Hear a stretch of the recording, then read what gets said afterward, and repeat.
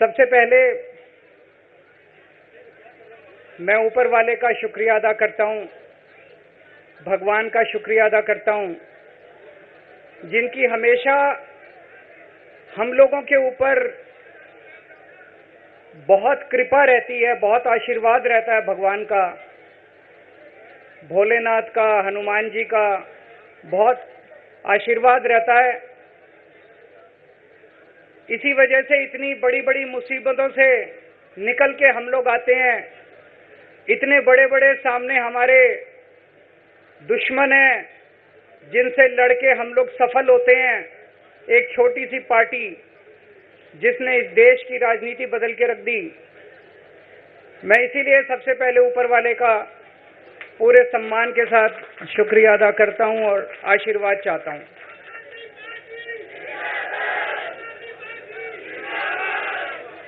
मैं उन लाखों लाखों लोगों का शुक्रिया अदा करता हूं जिन्होंने हम लोगों के लिए, जब हम लोग जेल में थे, मैं, मनीष सिसोदिया जी, संजय सिंह जी, विजय नायर जी, अभी सतिंदर जैन जी हैं, अमानतुल्लाह खान हैं, उनको वो भी जल्दी आएंगे मैं उम्मीद करता हूं। जिन जिन लोगों ने हमारे लिए दुआएं की, मन्नतें मांगी, मंदिर मस्जिद गिरजे गुरुद्वारे गए, उन सब लोगों का मैं तहे दिल से शुक्रिया अदा करता हूं।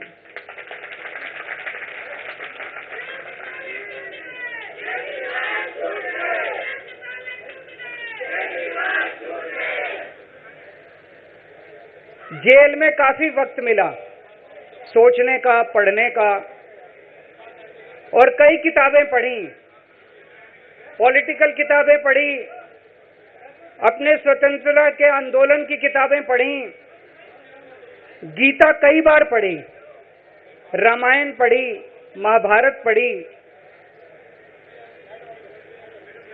आज मैं अपने साथ एक किताब लेके आया हूं, ये भी मैंने कई बार पढ़ी, भगत सिंह की जेल डायरी। आप लोगों ने पढ़ी है? पढ़ना इसको जरूर, खरीद लेना, खरीद के इसको पढ़ना, भगत सिंह की जेल डायरी। जब भगत सिंह जेल में थे, आज से 90-95 साल पहले, उन्होंने जेल के अंदर अपने लेख लिखे थे, वो लेख इसमें हैं। और जेल के अंदर से उन्होंने बाहर कई लोगों को खत लिखे थे, उन्होंने अपने क्रांतिकारी साथियों को खत लिखे थे, उन्होंने देश के युवाओं के नाम खत लिखे थे। बलिदान से पहले साथियों को अंतिम पत्र 22 मार्च 1931, ये खत उन्होंने जेल से लिखा और उनके साथियों तक पहुंचाया अंग्रेजों ने। बटुकेश्वर दत्त की बहन प्रोमिला को पत्र, बचपन के दोस्त जयदेव गुप्ता को पत्र, वाइसरॉय को पत्र, ये सारे पत्र अंग्रेजों ने भगत सिंह के पहुंचाए। युवाओं के लिए जो पत्र लिखा, वो पत्र बाकायदा युवाओं के एक सम्मेलन में पढ़ के सुनाया गया। भगत सिंह की शहादत के 95 साल बाद आजाद भारत के अंदर एक क्रांतिकारी मुख्यमंत्री जेल गया। मैं अभी जेल गया, मैंने जेल से एक ही पत्र लिखा था एलजी साहब को। 15 अगस्त था, देश का स्वाधीनता दिवस था। देश के आजादी के दिवस के ऊपर दिल्ली का मुख्यमंत्री दिल्ली सरकार की तरफ से झंडा फहराता है। मैंने एलजी साहब को 3 दिन पहले चिट्ठी लिखी, 15 अगस्त के 3 दिन पहले, कि एलजी साहब, मैं चूंकि जेल में हूं, मेरी जगह आतिशी जी को झंडा फहराने की इजाजत दी जाए। कुछ गलत तो नहीं लिखा? वो चिट्ठी मेरी एलजी साहब तक नहीं पहुंचाई गई, मुझे चिट्ठी वापस करी गई और मेरे को ये वार्निंग जारी की गई। ये वार्निंग भी लेके आया हूं, जिंदगी भर साथ रखूंगा ये मेरे को वार्निंग दी गई कि दूसरी बार अगर आपने एलजी साहब को चिट्ठी लिखने की हिम्मत करी तो आपके साथ जो फैमिली मुलाकात होती है हर हफ्ते, वो फैमिली मुलाकात बंद कर दी जाएगी। मैं मन में सोच रहा था, अंग्रेजों ने भी नहीं सोचा था कि आजाद भारत के अंदर 95 साल के बाद अंग्रेजों से ज्यादा क्रूर और अत्याचारी शासक इस देश के ऊपर आएगा। आपने सुना होगा बटुकेश्वर दत्त और भगत सिंह ने असेंबली में एक बम फेंका था, या सुना सब लोगों ने? तो दोनों को जेल हुई, दोनों को एक ही जेल में रखा गया, बगल बगल वाली कोठरी में रखा गया। ये मैं चिट्ठी पढ़ के सुना रहा हूं आपको भगत सिंह की, जो उन्होंने प्रोमिला को, बटुकेश्वर दत्त की बहन को लिखा। कल रात बट्टू को किसी दूसरी जेल में भेज दिया गया है, तब तक वो उनके साथ ही था भगत सिंह के। ये चिट्ठी 17 जुलाई 1930 की है। उनकी जुदाई मेरे लिए असहाय हो रही है। भगत सिंह लिख रहे हैं बटुकेश्वर दत्त की बहन को कि बटुकेश्वर दत्त की जुदाई मेरे लिए असहनीय हो रही है। आज पहला दिन है जब मैं अपने को पूरी तरह उद्विग्न पा रहा हूं और मेरे लिए हर मिनट एक बोझ बन गया है। एक मित्र से जुदा होना सचमुच सगे भाई से भी ज्यादा प्रिय थे मेरे को बटुकेश्वर। तो दोनों साथ रहते थे। 95 साल के बाद मनीष सिसोदिया और केजरीवाल एक ही केस में जेल जाते हैं। मनीष सिसोदिया को अलग जेल में रखते हैं, मेरे को अलग जेल में रखते हैं, साथ मिलने की इजाजत नहीं दी जाती। आजादी की लड़ाई जब हुई, जवाहरलाल नेहरू जेल गए, महात्मा गांधी जेल गए, बाबा साहब अंबेडकर जेल गए, चंद्रशेखर आजाद जेल गए, अशफाकुल्ला जेल गए, कितने स्वतंत्रता सेनानी जेल गए, कई कई सालों तक जेल गए। जब वो जेल जाते थे, उनसे मुलाकात के लिए उनके साथी उनसे मिलने जाया करते थे, उनके घर के लोग जाते थे, उनके रिश्तेदार उनसे मिलने जाते थे, और जब वो मिलने के लिए जाते थे वो उनसे पॉलिटिकल बातें करते थे। वो उनसे बातें करते थे कि कैसे अंग्रेजों को उखाड़ के फेंकना है, जब मिलने के लिए जेल में जाते थे। जब मैं जेल में था, एक दिन संदीप पाठक मेरे से मिलने के लिए आया। मैं भी पॉलिटिकल आदमी हूं, वो भी पॉलिटिकल, हमारी पार्टी का संगठन मंत्री है। आके उसने मेरे से पॉलिटिकल बातें करी, और क्या करता, रोमांटिक बातें थोड़ी करता। तो पॉलिटिकल आदमी वो, पॉलिटिकल आदमी मैंने उससे पूछा देश में क्या चल रहा है, उसने देश की पॉलिटिकल हालत बताई। मैंने उससे पूछा पार्टी में क्या चल रहा है, उसने संदीप पाठक को ब्लैकलिस्ट कर दिया गया, उसके बाद मेरे से मिलने नहीं दिया गया। भगत सिंह जब फांसी पे चढ़े, उन्होंने सपने में भी नहीं सोचा था कि ऐसा भारत होगा। आज से 95 साल के बाद इस देश के अंदर इतनी क्रूर और अत्याचारी सरकार आएगी कि अंग्रेजों को भी पीछे छोड़ देगी। दोस्तों,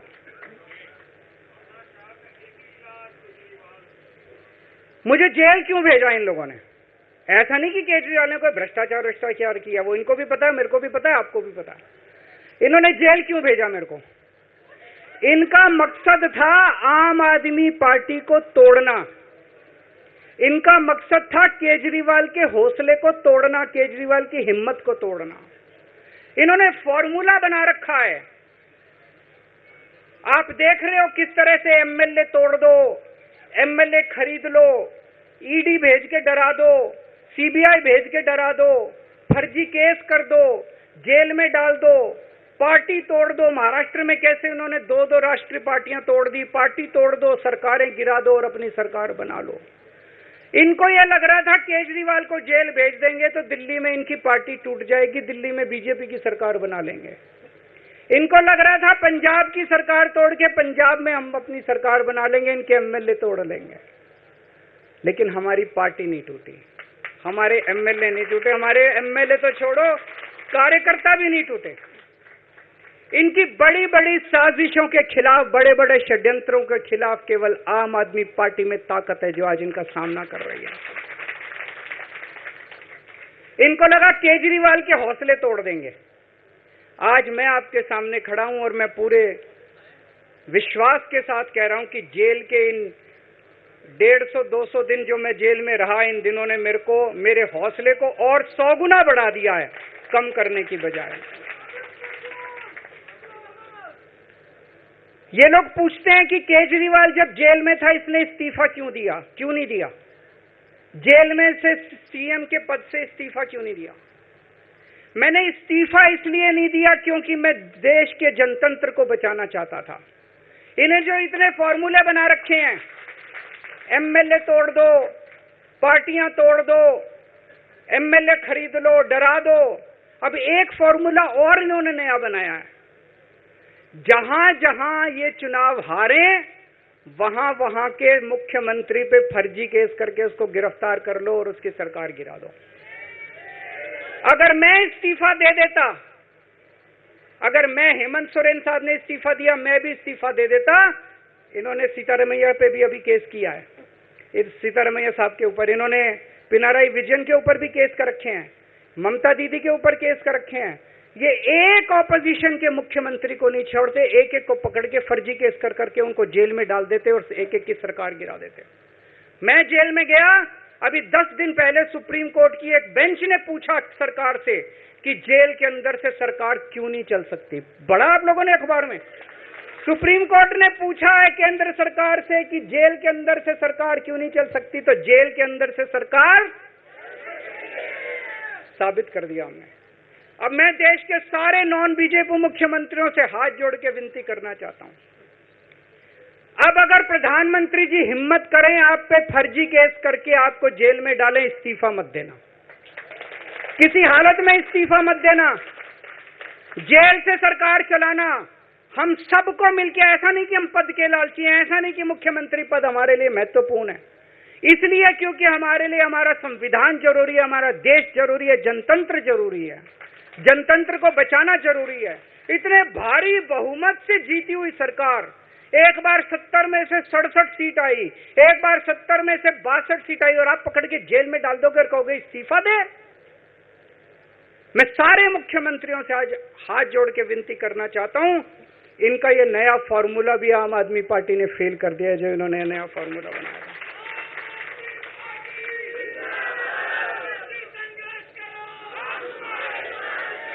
आज इनकी हर षड्यंत्र, हर साजिश से सामना करने की ताकत आम आदमी पार्टी में है। क्यों? क्योंकि हम ईमानदार हैं। दिल्ली में सरकारी स्कूल थे, गरीबों के बच्चे सरकारी स्कूल में पढ़ने जाया करते थे। सरकारी स्कूलों की हालत बहुत खराब थी, गरीबों के बच्चों का कोई भविष्य नहीं था। 16 लाख बच्चे दिल्ली के सरकारी स्कूलों में पढ़ते थे। टूटे फूटे टिन के स्कूल थे, डिब्बे थे, स्कूल क्या डिब्बे थे, कोई पढ़ाई नहीं होती थी, गरीबों के बच्चों का भविष्य खराब था। उन गरीबों के बच्चों को पिछले 10 साल के अंदर 18 लाख बच्चों को हमने सरकारी स्कूल अच्छे बना के भविष्य दिया है। हम ये कैसे कर पाए? हम ये कर पाए क्योंकि हम ईमानदार हैं। आज अगर किसी के घर में कोई बीमार हो जाए, प्राइवेट में ले जाओ, लाखों लाखों रुपए खर्च हो जाते हैं। अगर थोड़ी सी सीरियस बीमारी हो, छोटी सी बीमारी हो, 10-15 हजार रुपए कहीं नहीं गए, इन बड़े बड़े अस्पतालों में ले जाओ। दिल्ली के अंदर हर सरकारी अस्पताल को शानदार बनाया, नए नए सरकारी अस्पताल खोले, गली गली में मोहल्ला क्लिनिक खोला, लोगों की चाहे अमीर हो चाहे गरीब हो, सबका इलाज, सबकी दवाइयां, सबके टेस्ट, पूरा इलाज मुफ्त कर दिया। क्यों? क्योंकि हम ईमानदार हैं। आज दिल्ली की महिलाएं जब बस में सफर करती हैं, उनकी टिकट नहीं लगती। बाकी देश की सरकारें घाटे में चल रही हैं, दिल्ली की सरकार ये सब सुविधा देने के बावजूद फायदे में चल रही है। क्यों? क्योंकि हम ईमानदार हैं। आज दिल्ली के अंदर इतनी सुविधाएं, 24 घंटे बिजली आती है आज दिल्ली में, पहले 8-8 घंटे के पावर लगते थे। हम ये कर पाए क्योंकि हम ईमानदार हैं। आज दिल्ली के लोगों को फ्री बिजली मिल रही है, कैसे? क्योंकि हम ईमानदार हैं। आज दिल्ली में जगह जगह सीसीटीवी कैमरे लग गए, स्ट्रीट लाइट्स लग रही हैं, लोगों को तीर्थ यात्रा कराई जा रही है। इतने कच्ची कॉलोनियों के अंदर पिछले 75 साल में इतनी सड़कें और गलियां नहीं बनी जितनी पिछले 10 साल के अंदर हमने सड़कें और गलियां बना दी। 75 साल के अंदर दिल्ली में इतनी पानी की पाइपलाइन नहीं डली जितने पिछले 10 साल के अंदर पानी की पाइपलाइन डाल दी। कहां से आया पैसा? क्यों? क्योंकि हम ईमानदार हैं। ये हमारी ईमानदारी से डरते हैं, ये हमारी ईमानदारी से डरते हैं। ये बिजली फ्री नहीं कर सकते, क्यों? ये बेईमान है। ये स्कूल ठीक नहीं कर सकते, इनकी 30-30 साल से सरकारें चल रही हैं कई राज्यों के अंदर, 25-25 साल से, 15-15 साल से इनकी सरकारें चल रही हैं। ये स्कूल ठीक नहीं कर सकते, ये अस्पताल ठीक नहीं कर सकते, ये फ्री इलाज नहीं दे सकते, ये बिजली फ्री नहीं कर सकते, ये 24 घंटे बिजली नहीं कर सकते। क्यों? ये बेईमान, ये बेईमान है। आज इन्होंने ईडी छोड़ दी, इनकम टैक्स छोड़ दिया, दिल्ली पुलिस छोड़ दी, इतने केस कर दिया हमारे ऊपर, और हम डट के खड़े हैं इनके खिलाफ, इनका मुकाबला कर रहे हैं, क्योंकि हम ईमानदार हैं। इसलिए ये मेरे को बेईमान साबित करना चाहते हैं,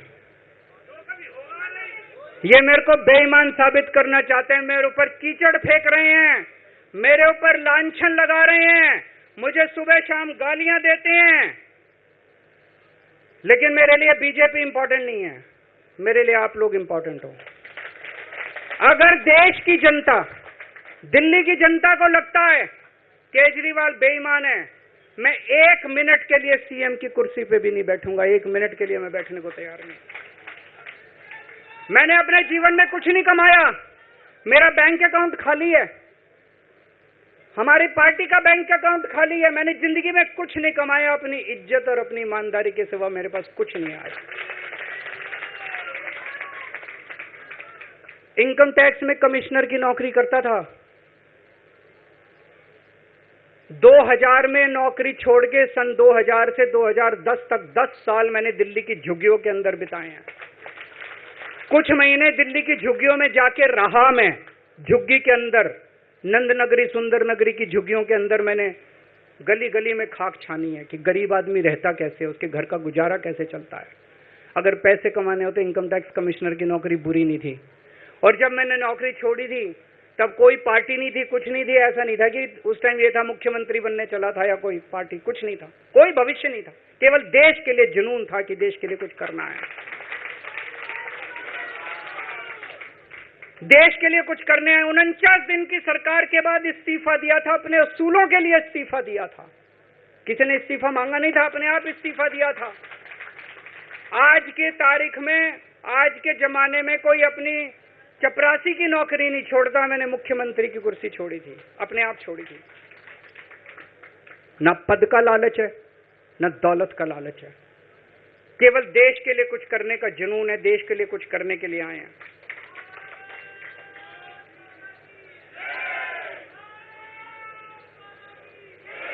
इन्होंने मेरे ऊपर आरोप लगाए, मनीष जी के ऊपर आरोप लगाए हैं। इस देश का जो सबसे कठोर कानून है, ईडी का कानून, पीएमएलए, जिसमें बेल भी नहीं मिलती, बेल मिलनी भी मुश्किल है, उसके अंदर हमारे ऊपर तरह तरह के इन लोगों ने आरोप लगाए हैं।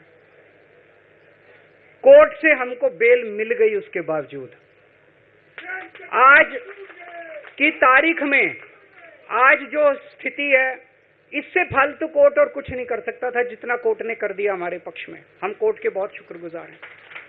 कोर्ट ने हमें बेल दे दी, अभी बेल तक ही दे सकता था। अब ये केस चलेगा। मैंने वकीलों से पूछा, मैंने कहा मेरा दिल कहता है कि जब तक ये मैं कोर्ट से बरी होके ना आ जाऊं तब तक मैं सीएम की कुर्सी पे नहीं बैठूंगा। उन्होंने कहा जी ये 10 साल चलेगा केस, कोई कह रहा है 15 साल चलेगा केस, कोई कह रहा है 20 साल चलेगा केस।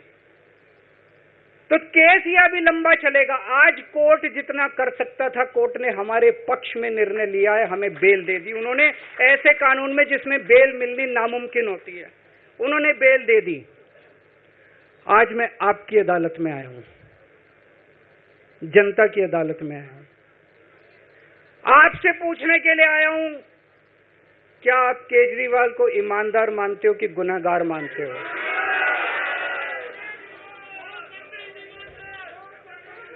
मैं दिल्ली की जनता से पूछना चाहता हूं, मैं देश की जनता से पूछना चाहता हूं कि क्या केजरीवाल ईमानदार है कि गुनहगार है? दोस्तों, 2 दिन के बाद, आज से 2 दिन के बाद मैं सीएम की कुर्सी से इस्तीफा देने जा रहा हूं।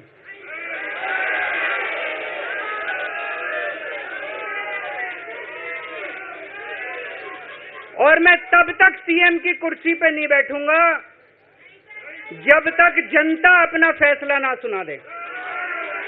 मैं जनता के बीच में जाऊंगा, गली गली में जाऊंगा, घर घर में जाऊंगा, और जब तक जनता अपना फैसला ना सुना दे कि केजरीवाल ईमानदार है, तब तक मैं सीएम की कुर्सी के ऊपर नहीं बैठूंगा।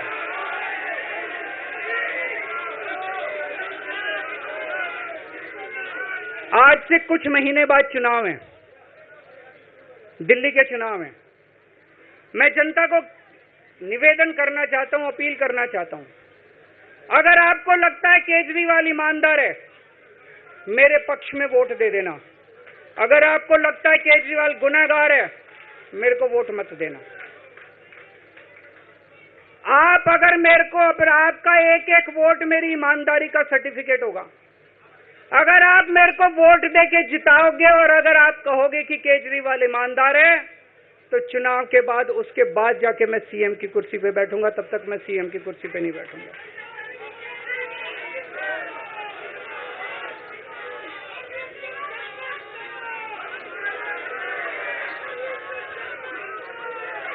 आपको लग रहा होगा अभी अभी जेल से रिहा होके आया है, ये कैसा क्यों बोल रहा है? अभी अभी जेल से रिहाई होके आया है, अब ये इस्तीफा क्यों दे रहा है? इन्होंने मेरे ऊपर आरोप लगाया है। इन्होंने आरोप लगाया है कि केजरीवाल चोर है। इन्होंने आरोप लगाया है केजरीवाल भ्रष्टाचारी है। इन्होंने आरोप लगाया है केजरीवाल ने भारत माता के साथ धोखा किया है। ये करने के लिए नहीं आया था मैं। सत्ता से पैसा और पैसे से सत्ता, इस खेल के खेलने के लिए मैं नहीं आया था। मैं देश के लिए कुछ करने के लिए आया था। जब 14 साल के बाद भगवान राम वनवास से लौटे, सीता मैया को अग्नि परीक्षा देनी पड़ी थी। आज मैं जेल से आया हूं, मैं अपनी अग्नि परीक्षा देने के लिए तैयार हूं।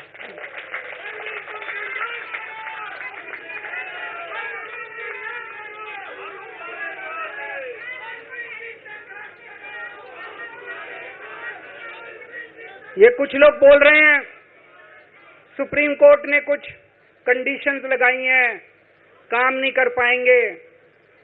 पिछले 10 साल में इन लोगों ने कंडीशन लगाने में कोई कसर छोड़ी थी? एलजी साहब ने कंडीशन लगाने में कोई कसर छोड़ी थी? केंद्र सरकार ने 1 कानून, 2 कानून, 3 कानून, कानून पे कानून डाल के मेरी पावर छीन ली, पर आपके काम बंद नहीं होने दिए मैंने। ये कंडीशन हमारे लिए कोई वो नहीं रखती, कोई हमारे लिए अड़चन पैदा नहीं करती ये कंडीशन। इन कंडीशन को भी देख लेंगे, लेकिन मेरे लिए जो मायने रखता है वो है मैंने अपनी जिंदगी में ईमानदारी कमाई है।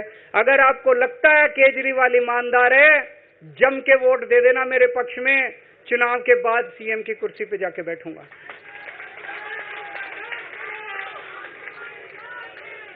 फरवरी में चुनाव है।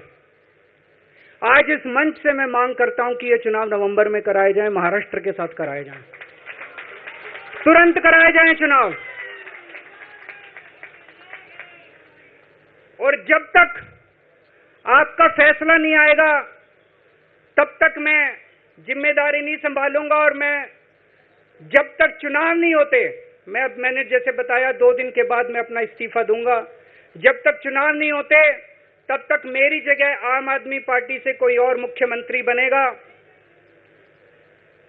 अगले 2-3 दिन के अंदर विधायक दल की मीटिंग होगी और विधायक दल की मीटिंग में अगले मुख्यमंत्री के नाम का तय किया जाएगा।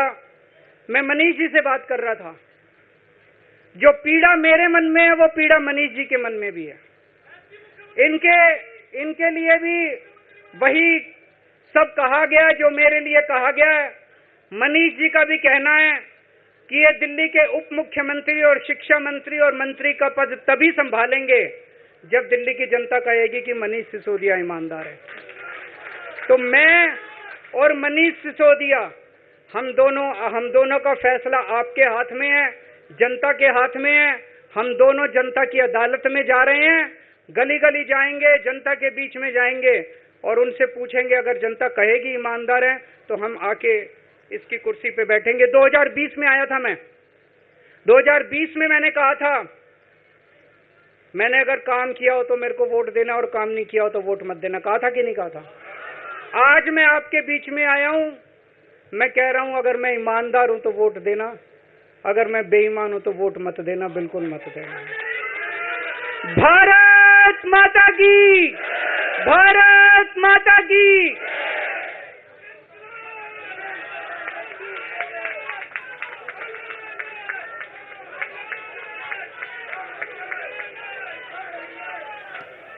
तो अभी की बड़ी खबर आपको बता दें, अरविंद केजरीवाल ने अपने इस्तीफे का ऐलान कर दिया है कि 2 दिन के बाद मैं इस्तीफा दे दूंगा, मैं जनता की अदालत में जाऊंगा और चुनाव में यह तय होगा, जनता यह तय करेगी कि मैं ईमानदार हूं कि बेईमान हूं। अगर एक बार फिर से जनता ने मुझे चुना तो मुख्यमंत्री का पद मैं लूंगा। और साथ में इस बात का भी उन्होंने जिक्र किया कि मनीष सिसोदिया भी अब अपने पद पर नहीं रहेंगे, यानी उप मुख्यमंत्री और शिक्षा मंत्री वाला पद। आपको एक बार फिर से सुनवाते हैं आज का बहुत बड़ा ऐलान, अभी की सबसे बड़ी खबर। अरविंद केजरीवाल 2 दिन के बाद इस्तीफा देंगे, क्या कुछ कहा उन्होंने अपने संबोधन में, सुनवाते हैं आपको। दोस्तों, 2 दिन के बाद, आज से 2 दिन के बाद मैं सीएम की कुर्सी से इस्तीफा देने जा रहा हूं।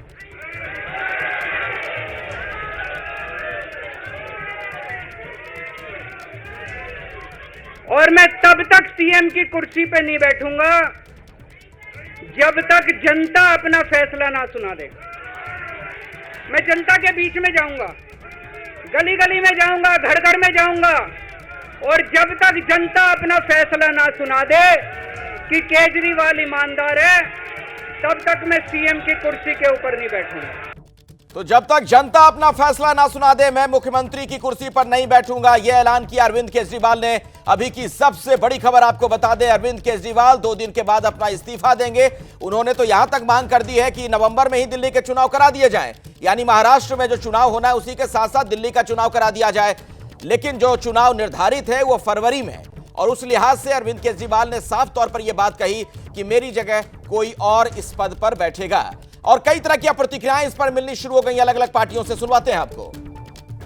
अभी तक इनकी गई नहीं है, ये हमेशा से अपने आप को कट्टर ईमानदार, जबकि सारे इनके मंत्री हुए, मुख्यमंत्री हुए, उप मुख्यमंत्री हुए, भ्रष्टाचार के मामले में आरोप में जेल की हवा खा के आ रहे हैं। हाँ, हम ये जरूर चाहेंगे कि कोर्ट इसमें जल्दी से फैसला ले, जो दूध का दूध है वो पानी का पानी, और उसके बाद ही ये सर्टिफिकेट बांटना शुरू करें। सर, आखिरी सवाल, उनका ये भी कहना है केजरीवाल का कि मैं मनीष से बात कर रहा था, उनका कहना था कि वे तभी पद संभालेंगे जब जनता कहेगी, वे ईमानदार है, मेरा और सिसोदिया का फैसला आपके हाथ में, यानी जनता के हवाले अब सीएम का पद जो है वो एक तरह से वो कर रहे हैं और सिसोदिया को आगे कर रहे हैं। मैं पूछना चाहता हूँ कि ये इतने समय क्यों लगा, और इसी तरीके के आरोप जिन आरोपों में ये अपने आप को क्लीन चिट दे रहे हैं, उन्हीं आरोपों में मनीष जी भी लिप्त हैं। अब जनता के सामने वो क्या ऑप्शन देना चाह रहे हैं, ये केजरीवाल जी को समझना मुझे लगता है कि थोड़ा सा मुश्किल है। शुक्रिया बात करने के लिए। कैमरामैन मेहरबान सिंह के साथ दिव्यांकर तिवारी, एबीपी न्यूज़, दिल्ली। देवेंद्र यादव को आपने सुना, वो दिल्ली में कांग्रेस के प्रदेश अध्यक्ष हैं और उनका कहना था केजरीवाल को समझना बड़ा मुश्किल है। और वाकई में जो ये कदम है अरविंद केजरीवाल का, एक कह सकते हैं आप आम आदमी पार्टी के लिए मास्टर स्ट्रोक भी, जिस तरीके का ऐलान उन्होंने किया है, यानी अगले चुनाव की बिसात अभी से उन्होंने बिछा दी है। जो चुनाव दिल्ली में अगला होगा वो ये तय करेगा कि अरविंद केजरीवाल ईमानदार हैं या फिर बेईमान। ये अरविंद केजरीवाल ने खुद बात कही कि ये चुनाव से तय होगा, अगर आपको लगता है कि मैं ईमानदार हूं तो मुझे दोबारा चुनिएगा। तो आप देखिए कितना बड़ा कदम, कितना बड़ा ऐलान। अगला जो चुनाव दिल्ली विधानसभा का होगा उसका एजेंडा आज केजरीवाल ने यहां से सेट कर दिया है। तो अरविंद केजरीवाल ने एक बड़ा ऐलान किया है। आपको पता है शुक्रवार को वो 177 दिनों तक जेल की सलाखों के पीछे रहने के बाद बाहर आए, और उसके बाद उन्होंने जो संबोधन दिया था उस वक्त भी इस बात का जिक्र कर रहे थे कि मैं डरा नहीं हूं, मेरा हौसला और ज्यादा बढ़ गया है, 100 गुना ज्यादा बढ़ गया है। और आज उसी अंदाज में बिल्कुल फ्रंट फुट पर, और ये जो तस्वीरें आप देख रहे हैं, दरअसल उनके हाथ में भगत सिंह की चिट्ठियों वाली ये किताब थी, जो उनकी चिट्ठियों का संकलन था। भगत सिंह जब जेल में थे तो अपने मित्रों को, अपने परिवार के लोगों को चिट्ठियां लिखा करते थे। वहां से उन्होंने अपने संबोधन की शुरुआत की थी, वो किताब दिखाते हुए कि उस जमाने में, आज से 90-95 साल पहले, जेल से जो चिट्ठियां लिखी जाती थी उनके लोगों तक पहुंचती थी। भगत सिंह जिन्हें संबोधित करते थे, मेरी तो चिट्ठी पर भी पाबंदी लगा दी गई थी, मेरे साथ आजाद हिंदुस्तान में इस तरीके का व्यवहार किया गया। तो ये तमाम बातें उन्होंने कही कि किस तरीके से उन्हें परेशान किया गया, प्रताड़ित किया गया, और अब वो जनता की अदालत में पहुंच गए हैं। अरविंद केजरीवाल ने यह बहुत बड़ा ऐलान कर दिया। उन्होंने साफ कहा कि 2 दिन के बाद मैं अपना इस्तीफा दूंगा। मेरे साथ इस वक्त प्रवीण खंडेलवाल साहब जुड़ गए हैं, भारतीय जनता पार्टी के आप सांसद हैं। प्रवीण जी, 2 दिन के बाद इस्तीफा दे रहे हैं केजरीवाल और कह रहे हैं कि अब चुनाव में तय हो जाएगा कि मैं ईमानदार हूं कि बेईमान। अरविंद केजरीवाल ने रंग बदलने में गिरगिट को भी पीछे कर दिया। अब ये अरविंद केजरीवाल की असफलता की एक कहानी है। तो वो 10 साल के अंदर दिल्ली में कुछ कर नहीं पाए, और हर काम में वो सफल हुए, और अब वो एक नया कार्ड खेल करके और लोग ये समझना चाहते हैं कि दिल्ली की जनता उन्हें चुनेगी। साथ साथ सबसे बड़ा सवाल ये है कि अरविंद केजरीवाल के साथ मनीष सिसोदिया, सत्येंद्र जैन, संजय सिंह, उनके सहायक बहुत सारे लोग दोषी हैं जिन्होंने धोखाधड़ी की है, उनका क्या होगा? नहीं, अभी तो आरोपी हैं, दोषी कहाँ हैं? मतलब आरोपी है तो वो उनका क्या होगा? केजरीवाल के इस्तीफे देने के बाद उनका फेट क्या बनने वाला है? और केजरीवाल को एक बात समझ लेनी चाहिए, दिल्ली ने अपने सबसे बुरे दिन पिछले 10 वर्षों में देखे हैं। दिल्ली की जनता इसका पूरा बदला लेगी केजरीवाल से। नहीं, खंडेलवाल साहब, कहीं ऐसा तो नहीं कि अगले चुनाव का एजेंडा सेट कर दिया आज केजरीवाल ने? कह रहे हैं कि या तो आप नवंबर में ही चुनाव करवा लो, महाराष्ट्र में जो चुनाव होगा उसी दरमियान करवा लीजिए, दिल्ली में भी चुनाव तय हो जाएगा कौन ईमानदार है कौन बेईमान है। तो इसका निर्णय चुनाव आयोग को करने दीजिए ना, चुनाव आयोग कब कराएगा? और हम पूरी तरीके से तैयार हैं अरविंद केजरीवाल को मुंहतोड़ जवाब देने के लिए। ये जो कदम उन्होंने उठाया है, आपको लगता है क्या हो सकता है इसके पीछे? कुछ तो स्ट्रेटजी होगी। आप लोग बार बार उनको बेईमान कह रहे थे, वो खुद को कट्टर ईमानदार कहते हैं, अब कह रहे हैं कि जनता को तय करने दीजिए कि मैं ईमानदार हूं कि बेईमान हूं, मैं पद पर तभी बैठूंगा जब मुझे जनता दोबारा चुनेगी। क्योंकि अरविंद केजरीवाल की ईमानदारी के ढोंग को पूरी दिल्ली ने देखा, पूरे देश ने देखा, लिहाजा अरविंद केजरीवाल के पास इसके बाद कोई विकल्प नहीं है। कोर्ट ने जिस तरीके से उनको बेल दी, लेकिन साथ में मुख्यमंत्री के रूप में काम न करने की शर्त लगा दी, उससे साफ जाहिर होता है कि अरविंद केजरीवाल की प्रवृत्ति क्या है, और इसीलिए वो ड्रामा किंग है और एक नया पॉलिटिकल ड्रामा वो खेल रहे हैं। अच्छा, आपको लग रहा है कि ये ड्रामा कर रहे हैं, ड्रामा किंग हैं? चलिए, बहुत बहुत शुक्रिया हमारे साथ जुड़ने के लिए प्रवीण खंडेलवाल, भारतीय जनता पार्टी के सांसद, उन्हें आपने सुना। और मेरे साथ वरिष्ठ पत्रकार अभय दुबे भी जुड़ रहे हैं, उनके पास हम आपको लिए चलेंगे, लेकिन पहले बीजेपी के जो रिएक्शंस आ रहे हैं, प्रतिक्रियाएं आ रही हैं, सुनवाते हैं। बच्चों की शिक्षा के साथ खिलवाड़ किया, मोहल्ला क्लिनिक के नाम पे झूठ फैलाया। आज दिल्ली की जनता आम आदमी पार्टी से सवाल पूछ रही है, इतना झूठ क्यों? सत्ता बचाने के लिए इतना झूठ कब तक? कुछ तो शर्म करो। उन्होंने कहा कि जहां जहां बीजेपी चुनाव हारती है वहां के मुख्यमंत्रियों के ऊपर झूठे केस डालकर उनको परेशान करते हैं, उनको जेल में डालते हैं। उनको एग्जाम्पल दे रहे हैं ममता बनर्जी का, हेमंत सोरेन का, और वो खुद का एग्जाम्पल देखिए, वो सुप्रीम कोर्ट और हाई कोर्ट का अपमान कर रहे हैं। इन सभी केसेस के अंदर हाई कोर्ट और सुप्रीम कोर्ट ने अपनी सुनवाई करी है। ये कहकर अरविंद केजरीवाल जी दर्शा रहे हैं कि कैसे वो इस देश की न्यायपालिका का अपमान कर रहे हैं।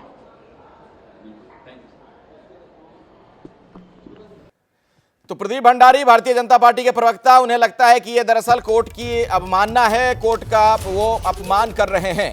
अरविंद केजरीवाल पूरी तरीके से फ्रंट फुट पर नजर आए जब वो भाषण दे रहे थे। बिल्कुल उनका वही अंदाज, पुराना अंदाज देखने को मिला जब वो लगभग 1 दशक पहले सड़क पर संघर्ष किया करते थे, पार्टी बनाने से पहले। मेरे साथ अभय दुबे भी इस वक्त मौजूद हैं, वरिष्ठ पत्रकार। अभय जी, ये जो कदम अरविंद केजरीवाल का है, इसे आप कैसे देख रहे हैं? देखिए, मेरा मानना है कि उन्होंने एक जबरदस्त रणनीतिक परिवर्तन किया है, और वो साफ कह रहे हैं कि अगर मैं बेईमान हूं तो जनता मुझे हटा देगी, और मैं जब अपनी ईमानदारी साबित कर दूंगा उसके बाद मैं मुख्यमंत्री की कुर्सी पे बैठूंगा। 2 दिन बाद वो अपने विधायक दल की बैठक बुलाकर नया मुख्यमंत्री चुनेंगे उसके अंदर, और फिर पूरी तरीके से अपने आप को चुनाव प्रचार में झोंक देंगे। अभी वो हरियाणा में चुनाव प्रचार उन्हें करना है, और उसके बाद फिर दिल्ली में जो संगठन की जो स्थिति है उसको और सुधारना है। मनीष सिसोदिया पहले से ही बाहर हैं, वो पहले से ही चुनाव प्रचार कर रहे हैं। ज्यादातर संभावना यही है कि मनीष सिसोदिया चुनाव तक नए मुख्यमंत्री हों, क्योंकि नंबर 2 तो आम आदमी पार्टी में, और जो सरकार थी नहीं, लेकिन उन्होंने ये कह दिया अभय जी, उन्होंने कहा कि जो मेरा दर्द है वही मनीष जी का भी दर्द है। हम दोनों ने तय किया है कि हमें जब फिर से जनता चुनकर भेजेगी तभी हम बनेंगे, वो उप मुख्यमंत्री और शिक्षा मंत्री तभी वो भी बनेंगे। ये जानकारी मुझे नहीं थी। इसका मतलब है कि किसी तीसरे को मौका मिलेगा मुख्यमंत्री बनने का जी। तो ये अच्छी बात है। एक नेता जो कि स्थापित नेता है, अभी तक आम आदमी पार्टी मुख्य तौर पर माना जाता था कि ये 2 ही व्यक्ति आम आदमी पार्टी को चला रहे हैं। ये लोग जेल भेजे गए, जेल भेजे जाने से इन्हें मौका मिला आम आदमी पार्टी में ये दूसरी कतार के नेता उभरे, जिनके बारे में हम जानते हैं। उसमें सौरभ भारद्वाज हैं, आतिशी हैं, कैलाश गहलोत का भी नाम उभर कर आया। तो आम आदमी पार्टी जिस दौर से गुजर रही है उसमें जरूरी है कि कोई ना कोई वो असाधारण कदम उठाएं, और अरविंद केजरीवाल ने एक असाधारण कदम उठाया है। मुख्यमंत्री से पद से इस्तीफा देने का ऐलान किया है, और अब आम आदमी पार्टी नए तरीके से, एक नई दृष्टि से दिल्ली की राजनीति करेगी, ताकि दिल्ली में लगातार चौथा चुनाव जीत सके। बिल्कुल रामकृपाल जी, ऐसा लग रहा था कि कहीं बैकफुट पर आ रहे हैं अरविंद केजरीवाल। पिछले दिनों में उनकी पार्टी की जो स्थिति भी नजर आ रही थी, जब तमाम टॉप लीडरशिप जो है, शीर्ष नेतृत्व वो जेल में था, लेकिन ऐसा लग रहा है उन्होंने इसी चीज को हथियार बना लिया है। वो तो अगले चुनाव का एजेंडा सेट कर गए आज। देखिए, मैंने पूरा सुना अरविंद जी को। पहली बात तो है कि भगत सिंह का उन्होंने उदाहरण दिया और अपने बारे में कहा कि क्रांतिकारी मुख्यमंत्री जेल गया। तो खैर, ये उनकी अपनी बात है, लेकिन जो परिस्थितियां थी, मैंने पहले ही दिन एक वो कहा था कि अरविंद केजरीवाल रिहा हुए हैं, मुख्यमंत्री अभी जेल में है। ये बात मैंने कही थी। और जो शर्तें उसके बाद लगाई गई हैं, कोर्ट ने जो लगाई थी, जिसको इनको निर्वाण करना है, वो शर्तें इस तरह की हैं कि मुख्यमंत्री न तो सचिवालय जा सकते हैं, न कोई इस तरह का काम कर सकते हैं, सलाह भले दे ले, लेकिन आप ये बताइए कि तो कुल मिलाकर की स्थितियां ये थी, इनके लिए संकट था। लेकिन मैं मास्टर स्ट्रोक इसलिए मानता हूं कि अरविंद जी ने आपदा में अवसर ढूंढ लिया है। उनको पता है कि बिल्कुल वही मैं रामकृपाल जी कहना चाह रहा था। आपदा में अवसर जो शब्द है, बिल्कुल उसको लग रहा है इन्होंने एक हकीकत में उतार दिया। बिल्कुल, मैं यही कह रहा हूं कि उन्होंने ये देखा कि अब फरवरी में चुनाव होने वाले हैं, मान लीजिए इस पर कोई जिद करते, तो उन्होंने बड़ी बारीकी से अपने को और अरविंद के मनीष सिसोदिया को इससे अलग कर लिया है। और अब इसके बाद वो कह रहे हैं कि जब वो जीतेंगे तो फिर से मुख्यमंत्री बन जाएंगे। तो कोई भी जनता भी गई थी, उन्होंने किसी को कर दिया था। कई लोग ऐसे हुए हैं, नीतीश कुमार जी ने किसी को और कर दिया था, तो जेल नहीं गए थे। ठीक है रामकृपाल जी, मैं आऊंगा आपके पास, लेकिन आम आदमी पार्टी के दफ्तर जरा चलते हैं। वहां पर जबरदस्त हलचल नजर आ रही थी, भीड़ भाड़ थी, तमाम नेता वहां पर मौजूद थे। यहीं से अरविंद केजरीवाल का संबोधन सभी लोगों ने सुना। और दीपक, जो बात रामकृपाल जी कह रहे थे, उसी अंदाज में मैंने उससे पहले सवाल भी पूछा था कि ऐसा लग रहा है कि केजरीवाल ने आपदा को ही अवसर बना लिया। पार्टी के अंदर इसको लेकर किस तरीके के रिएक्शंस आ रहे हैं, क्या कुछ आप वहां पर सुन पा रहे हैं? देखिए अगले जिस चीज के लिए माहिर माने जाते हैं अरविंद केजरीवाल, कुछ वैसा ही पैंतरा उन्होंने चल दिया है। सीधे तौर पर सिंपैथी गेन करने की कोशिश है अरविंद केजरीवाल की। उनको पता है कि वक्त बेहद कम बचा है चुनाव में, वैसे भी चुनाव में उतरना होगा। पार्टी तैयारी कर भी रही थी दिल्ली में, और ऐसे में उन्होंने दो तरीके से इसको आगे रखा है। एक तो पूरी सरकार ने इस्तीफा नहीं दिया है, ये सबसे क्लियर बात। वो चाहते हैं कि सरकार पूरे अंत तक काम करे, क्योंकि अगर अभी से पूरा मंत्रिमंडल इस्तीफा दे देता है तो चुनाव कब होंगे, क्या होंगे, ये किसी को पता नहीं। उसमें लंबा वक्त भी लग सकता है। लेकिन सरकार कार्यकाल पूरा करे, फरवरी में चुनाव हो, इसको लेकर पूरी तैयारी अरविंद केजरीवाल और उनके संगठन ने की है। सीधे तौर पर दो बातें उन्होंने कह दी हैं कि 2 दिन बाद इस्तीफा दूंगा, 2 दिन बाद विधायक दल की बैठक होगी, विधायक दल की बैठक में एक चेहरा चुना जाएगा जो मुख्यमंत्री की शपथ लेगा, और बाकी के जो 4-5 महीने बचे हैं उसमें कार्यकाल को पूरा करेगा। मनीष सिसोदिया और अरविंद केजरीवाल दोनों का नाम उसमें से हटा दीजिए तो बचते हैं आतिशी और सौरभ भारद्वाज। आतिशी मैं इसलिए कह रहा हूं क्योंकि आतिशी के पास इस वक्त सबसे ज्यादा विभाग हैं, दर्जन भर से ज्यादा विभाग हैं। कई मौकों पर आतिशी को अरविंद केजरीवाल ने आगे किया है। स्वतंत्रता दिवस की दीपक एक मिनट, वही मैं आपसे थोड़ा समझना चाह रहा था। जब अरविंद केजरीवाल ने अपना संबोधन दिया तो उन्होंने ये जब कहा कि मनीष सिसोदिया का भी वही मेरा वाला दर्द है, यानी जनता जब दोबारा चुनेगी तभी अपने पद पर आएंगे, मतलब अब इन दोनों में से तो कोई इस पद पर नहीं होगा, कोई तीसरा नाम या चौथा नाम नजर आएगा? बिल्कुल बिल्कुल, दोनों ही इस रेस से बाहर हैं। मुख्यमंत्री अरविंद केजरीवाल ने तो खुद ही कह दिया कि मैं इस्तीफा दे दूंगा, और मनीष सिसोदिया को भी बाहर रख दिया है। सीधे तौर पर अरविंद केजरीवाल ने एक बात और कही है, क्योंकि इसमें मामला लंबा चलेगा, जांच लंबी चलेगी, लेकिन वो कह रहे हैं कि अगर जनता मैंडेट देती है, जनता अगर उन्हें चुनाव में जितवाकर वापस लाती है, तो सीधे तौर पर उसे जनता के मैंडेट को समझते हुए वो दोबारा मुख्यमंत्री बन जाएंगे। ये भी उन्होंने साफ कर दिया। उन्होंने ये नहीं कहा कि जब मामला खत्म हो जाएगा, जब मैं निष्पक्ष, जब मेरे पास कोई जांच में कुछ निकलेगा नहीं, मुझे छोड़ दिया जाएगा, कोर्ट ने कह दिया जाएगा कि आप पे कोई मामला बनता ही नहीं है, मैं तब दोबारा मुख्यमंत्री बनूंगा। सीधे तौर पर उन्होंने ये बात कही है कि अगर जनता मुझे मैंडेट देती है, जनता मुझे चुनती है, तो मैं दोबारा मुख्यमंत्री बन जाऊंगा। मैं समझ जाऊंगा कि आपने मुझे एक तरीके से, जो मैं कह रहा था कि मैं कट्टर ईमानदार हूं, आपने मेरी ईमानदारी पर मोहर लगा दी है और मैं दोबारा मुख्यमंत्री बन जाऊंगा। और ऐसे ही मनीष सिसोदिया भी अगर जीत के आते हैं तो वो भी सरकार में आ जाएंगे, डिप्टी सीएम बन जाएंगे जैसे पहले थे। लेकिन तब तक के लिए अरविंद केजरीवाल ने सीधे तौर पर यह कह दिया कि वो और मनीष सिसोदिया इससे बाहर रहेंगे,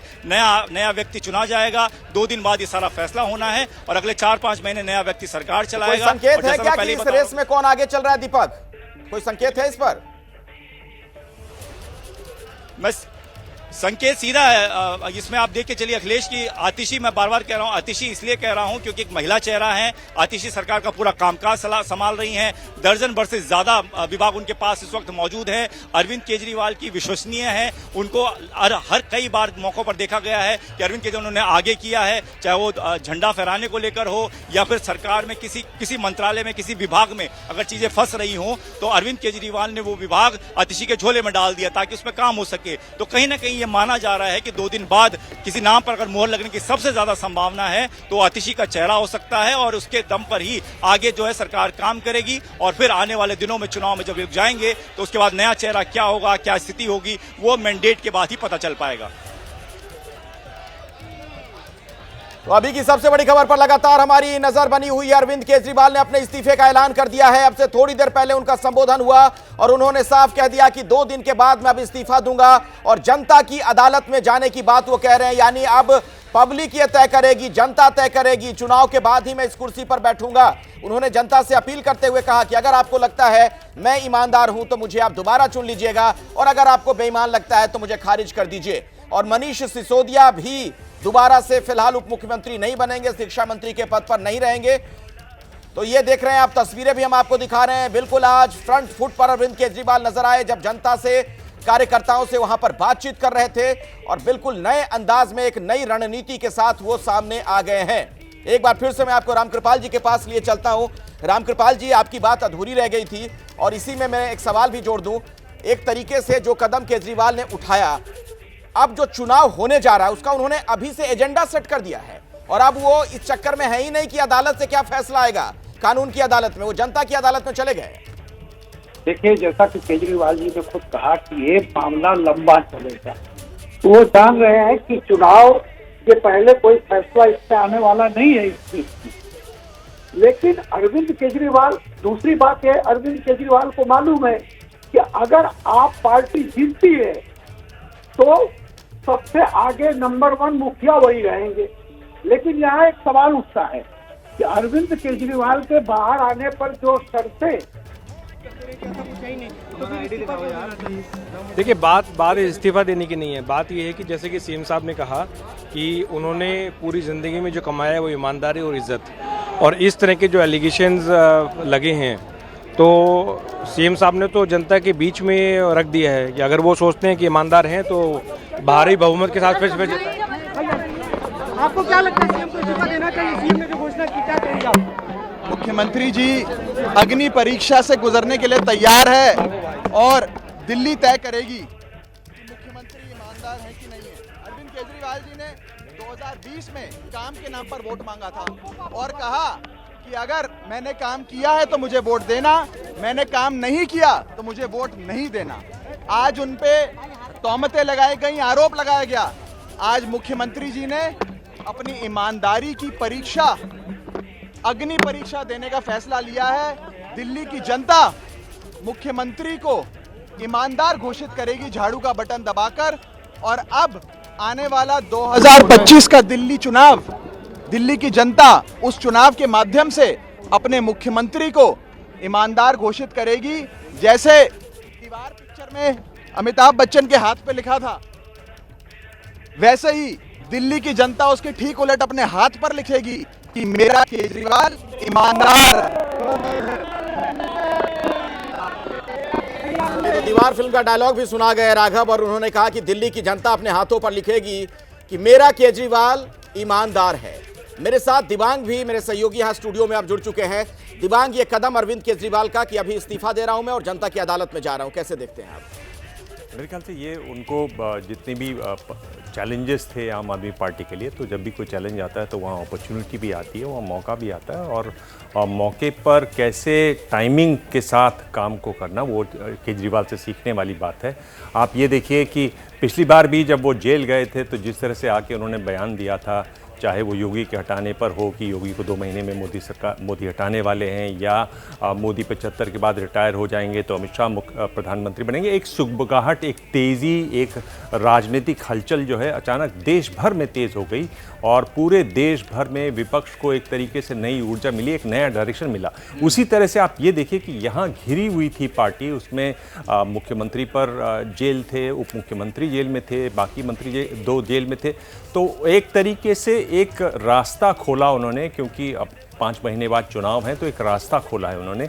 ये भी जो आरोप लग रहे थे कि महलनुमा घर में रहते हैं, अगर इस्तीफा दे देंगे तो वो घर भी छोड़ेंगे, वो सब कुछ छोड़ के बिल्कुल एकदम सामान्य हो जाएंगे। और ये जो टाइमिंग वाली बात है, मुझे लगता है कि वो एक सीखने वाली बात है अखिलेश, और राजनीति में टाइमिंग बहुत ज़रूरी होती है, और टाइमिंग के एक तरीके से मास्टर लगातार ये साबित हुए हैं। अगर आप पिछले भी देखें, इनका पॉलिटिकल कैरियर भी देखें, तो लगातार वो इस तरह की टाइमिंग से खुद को आगे करते रहे हैं, और एक तरीके से एक नए किस्म की राजनीति वाली जो बात है वो भी इसी वजह से, टाइमिंग की वजह से ही उनसे कहीं ना कहीं जुड़ जाती है। बिल्कुल सही आप कह रहे हैं दिमाग, बिल्कुल सटीक आकलन आपने किया। और ऐसे में रामकृपाल जी, एक सवाल भी है मेरा, हालांकि आप 2 बार बोल रहे थे, आपकी बात अधूरी रह गई थी, अपनी बात पूरी कर लीजिएगा। लेकिन एक जो उन्होंने ये कही बात कि नवंबर में ही चाहे तो चुनाव करवा लीजिए महाराष्ट्र के साथ, तो ये तो उनके पास भी विकल्प है ना कि विधानसभा को भंग करने की सिफारिश कर दें।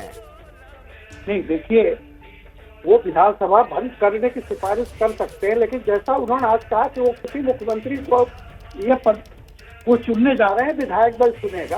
खैर, ये तो हाल की बात है। मैं केवल 2 बातें कह रहा हूँ। अभी जिस तरह से राघव चड्ढा कह रहे थे कि वो आ जाएंगे दोबारा, मेरा कहना ये है कि अरविंद केजरीवाल बेल पर हैं, बरी नहीं हुए हैं। तो जो शर्तें, जो चीजें जो उन पर है कि आप साइन नहीं करेंगे, आप यहाँ नहीं जाएंगे, तो अगर अरविंद केजरीवाल, अगर आप पार्टी जीत भी जाती है और अरविंद केजरीवाल को मुख्यमंत्री बना भी, उसका चयन भी कर लेती है, तो भी अदालत की वे शर्तें जो लगी हुई हैं उनको अदालत ही हटा सकती है। कोई पॉलिटिकल जीत या हार के चलते वो शर्तें नहीं खत्म होगी। तो मेरा ये कहना है कि अभी आज फिलहाल अरविंद केजरीवाल ने वो सहानुभूति पाने का एक नया तरीका निकाला है, और जैसा मैंने कहा बिल्कुल सही है उनका कि अब अगर वो किसी फाइल पर दस्तखत नहीं कर सकते हैं, सचिवालय जा नहीं सकते हैं, तो ऐसे लेकर के फरवरी तक करेंगे क्या? तो उन्होंने सोचा कि जो भी आप पार्टी की साख पे जो थोड़ा सा जो भी उसमें मतलब डेंट लगा हुआ है या कम होता है बात पलटने का, कि आप पार्टी को सहानुभूति मिले दिल्ली वालों की कि देखो मुख्यमंत्री ने इस्तीफा दे दिया। जी जी, अच्छा रामकृपाल जी, मैं बीच में आपको रोक रहा हूं, कांग्रेस की प्रतिक्रिया सामने आ रही है, जरा सुन लेते हैं, फिर आता हूं आप लोग के पास में। देखिए, ये कहना है अरविंद केजरीवाल का। बेल इंसाफ कहां से हो गई भाई, ये तो मैं जानना चाहता हूं। माफ करिए, मैं इनकी तुलना नहीं कर रहा हूं। हत्यारों को भी बेल मिलती है, बलात्कारियों को भी बेल मिलती है, टेररिस्टों को भी बेल मिलती है। बेल तो एक प्रक्रिया है।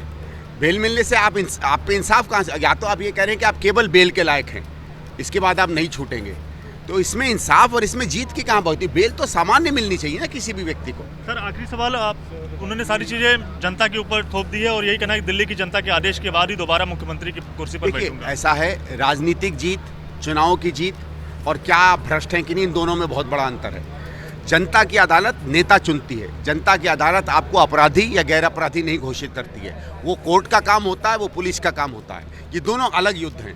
आप जनता में जीतिए ना जीतिए वो अलग बात है। आप पे जो आरोप मढ़े गए हैं और जहां आप कई चीज़ों में साफ साफ दोषी कम से कम हम लोगों को दिख रहे हैं, उसमें आप साफ निकलेंगे या नहीं निकलेंगे, वो इंसाफ या वो न्याय या वो निर्णय कोर्ट लेगा, जनता नहीं। आपको लगता है सर, ये वैसे दिमाग, ये बात देखिए सही तो है कि जनता की अदालत है और या फिर जो कानून वाली अदालत, दोनों अलग है। वहां का फैसला, यहाँ का फैसला, ये तो एक अहम बात है। दूसरी बात, दोषमुक्त तो वाकई नहीं करार दिए गए हैं ना वो।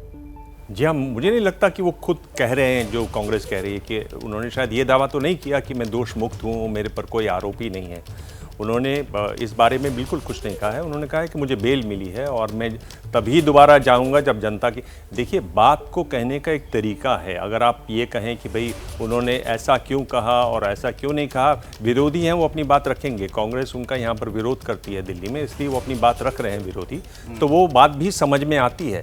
ऐसा नहीं है कि अरविंद केजरीवाल ने जो कह दिया उस पर कोई कुछ कह नहीं सकता और ये आखिरी बात हो गई। ज़रूर लोग कहेंगे, लेकिन क्या उनके इस कदम से आम आदमी पार्टी जो घिरी हुई नज़र आ रही थी, जिस पे एक तरीके से संकट के बादल थे, वो छटते नज़र आ रहे हैं? बिल्कुल छटते नज़र आ रहे हैं। देखिए, अब वो 2 दिन बाद इस्तीफा देंगे, फिर खबर बनेगी जिस दिन घर छोड़ेंगे, जिसको महल बताया जा रहा था कि ये कभी घर नहीं छोड़ेंगे, अपने लिए बनाया, तो उस पर भी तो बहुत सारी चीज़ों पर, बहुत सारे जो आरोप उन पर लग रहे थे इस टर्म में, वो सब आरोपों का एक तरीके से जवाब है ये इस्तीफा। कुछ कह रहे दिमाग जरा सुन लेते हैं पहले। हाँ, जेल या बेल, लोगों ने कहा जेल, और आपको 7 सीटों पे हराया और वापस जेल भिजवाया। और अभी आप 2 दिन का समय क्यों मांग रहे हैं? क्योंकि अब आप अपने एमएलए को ये जताना चाहते हैं कि मेरी धर्मपत्नी को मुख्यमंत्री बनाओ, मैं जल्दी चुनाव करा दूंगा और मैं तुम्हें दोबारा एमएलए बनवा दूंगा, पर मैं किसी और को कुर्सी पे नहीं बिठाऊंगा। अभी सारे एमएलए को कन्विंस करने की कोशिश कर रहे हैं, मनाने की कोशिश कर रहे हैं कि इनकी धर्मपत्नी को मुख्यमंत्री के रूप में वो एक्सेप्ट करें। इसलिए अरविंद केजरीवाल जी 2 दिन का टाइम मांग रहे हैं। वो दिल्ली के लोगों पे एहसान नहीं कर चुके। एक बात स्पष्ट है, अरविंद केजरीवाल भ्रष्ट है। इसलिए माननीय सुप्रीम कोर्ट ने कहा है आप मुख्यमंत्री की कुर्सी पर नहीं बैठ सकते, इसलिए कहा है आपको फाइल नहीं साइन कर सकते। ये देश में 75 साल में पहली बार ऐसा ऑर्डर आया है, क्योंकि सीधा मुख्यमंत्री शराब घोटाले में, नशा तस्करी में इन्वॉल्व है, इसीलिए उनको अपनी कुर्सी छोड़नी पड़ रही है। कोई एहसान नहीं कर रहे, बुरी में कुर्सी छोड़नी पड़ रही है, कोई एहसान नहीं कर रहे हैं। और एक नया एंगल सिरसा साहब ढूंढ कर ले आए। उन्होंने यहां तक कह दिया कि दरअसल 2 दिन का वक्त उन्होंने इसलिए लिया है ताकि अपने एमएलए को, अपने विधायकों को कन्विंस कर सकें कि मेरी पत्नी को मुख्यमंत्री अब बना दो। यानी किसी और को वो मौका नहीं देना चाहते हैं पार्टी में, मनीष सिसोदिया और उनके अलावा कोई तीसरा बन जाए। तो ये एक नई बात उन्होंने कह दी। और देखिए, एक बड़ी खबर आ रही है, कुछ ही देर में बीजेपी की भी प्रेस कॉन्फ्रेंस शुरू होगी। दिल्ली बीजेपी के अध्यक्ष प्रेस कॉन्फ्रेंस को संबोधित करने वाले हैं और बस कुछ ही देर के बाद प्रेस कॉन्फ्रेंस की शुरुआत होने वाली है। हम इस खबर पर लगातार बने हुए हैं। अभय जी, कुल मिलाकर आप देखिए किस तरीके की सियासी गहमागहमी नजर आने लग गई है।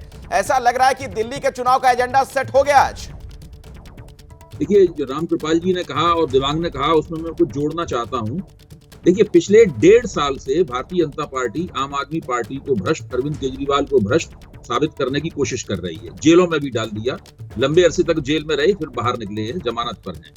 लेकिन इस पूरे लंबी अवधि में भाजपा कोई मुख्यमंत्री पद के लिए स्वाभाविक रूप से स्वीकार्य अपने कार्यकर्ताओं के बीच भी कोई चेहरा पेश नहीं कर पाई, कोई नेता कांग्रेस भी नहीं खड़ा कर पाई। ये एक बड़ी विचित्र सी बात मुझे लगती है। आप देखिए ना, ये दोनों पार्टियां आम आदमी पार्टी से चुनाव हारती हैं, 3 चुनाव लगातार हार चुकी हैं, लेकिन अभी तक इन दोनों के पास में एक भी ऐसा व्यक्ति नहीं है जो कि अरविंद केजरीवाल के बराबर खड़े होकर ये दावा कर सके, अपने कार्यकर्ताओं में भी उसकी स्वीकारोक्ति हो कि ये भाई मुख्यमंत्री पद का चेहरा है हमारी पार्टी की तरफ से। अभी कुछ दिन पहले ही भाजपा के कुछ नेताओं ने आला कमान से अपील की थी कि वो उन्हें एक ऐसा चेहरा प्रदान करें जिसको वो चुनाव के मुख्यमंत्री पद के चेहरे के तौर पर लड़ा सकें। ये अपने आप में अजीब सी बात है।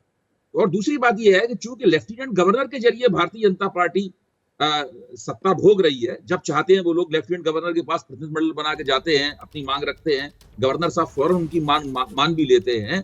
इससे लगता है कि इससे भाजपा को एक कोलेटरल डैमेज भी हुआ है। यहाँ कोलेटरल डैमेज ये हुआ है कि अगर ऐसा नहीं होता तो हो सकता है कि भाजपा के अंदर से कोई एक नेता उभरता जो कि अरविंद केजरीवाल का मुकाबला कर सकता। ध्यान कीजिए, भाजपा 6 चुनाव लगातार हार चुकी है, उसके बावजूद से 31 से 38% के बीच में दिल्ली में वोट मिलते हैं। ये काफी अच्छा एक वोटिंग ब्लॉक है जो लगातार भाजपा चुनाव जीते हारे उसके साथ रहता ही है। लेकिन ऐसी पार्टी के पास भी कोई नेता नहीं है जो केजरीवाल का मुकाबला कर सके। केजरीवाल पर जो भी आरोप है, जो भी विवाद हो, लेकिन इसका दिल्ली में नेता एक ही है, दिल्ली का नेता वो अरविंद केजरीवाल है। कांग्रेस और भाजपा को अभी प्रतीक्षा है उस व्यक्ति की जो केजरीवाल के मुकाबले वो खड़ा कर सके। नहीं, लेकिन एक सवाल तो है ना। देखिए रामकृपाल जी, सैद्धांतिक तौर पर तो सच्चाई यही है कि वो बेईमान है या भ्रष्ट है, ये तो अदालत से ही फैसला होगा ना, वहीं से तय होगा। वो जनता इसमें कैसे तय करेगी अपने निर्णय से? अभय जी जो कह रहे थे उस बात में थोड़ी आंशिक सच्चाई है, लेकिन एक बात मैं फिर कह रहा हूं, छत्तीसगढ़, मध्य प्रदेश और राजस्थान का जब चुनाव हो रहा था तब भी आप कीजिए, आप ही के चैनल पर ये बार बार बात उठ रही थी कि बीजेपी का कोई चेहरा नहीं है जहां भी, और जो चेहरे आए वो बिल्कुल डिफरेंट चेहरे हैं। तो मेरा ये कहना है कि देखिए, सवाल इस बात का है। और एक चीज और देख लीजिए, आज कांग्रेस जिस तरह से आप पर हमलावर है वो भी एक नई चीज दिल्ली के लिए है। इसलिए अब जो फरवरी में चुनाव होगा वो केक वॉक नहीं होगा किसी भी पार्टी के लिए, मैं इतना कर सकता हूँ। अगर ऐसा नहीं है कि केजरीवाल जी आ गए और आज कर रहे हैं तो आप पार्टी की आधी आ जाएगी। मैं फिर कह रहा हूँ जो चीजें आई है, बेल होना और बरी होने का फर्क होता है, ये जनता भी समझती है। ऐसी जनता वो नहीं है। और ये वाकई पहली बार है कि इतनी शर्तें लगा करके किसी को जमानत मिली है। तो ये सामान्य जमानत नहीं है, ये एक तरह की एक्सेप्शन है कि आप जाएंगे। जैसा मैंने कहा कि केजरीवाल को छोड़ा है कोर्ट ने, मुख्यमंत्री को नहीं छोड़ा है। ये बात आप समझ लीजिए, और दिल्ली की जनता भी जानती है। बाकी फरवरी में अभी चुनाव होंगे और कौन मुख्यमंत्री बनता है, जैसा कि सिरसा जी कह रहे थे, अगर उसकी आंशिक सच्चाई है तो मैं समझता हूं कि आज जो केजरीवाल ने गेम किया है, ठीक है, अगर सुनीता को आगे करते हैं तो मुझे लगता है वो सब खो देंगे। ठीक है, अच्छा राम कृपाल जी।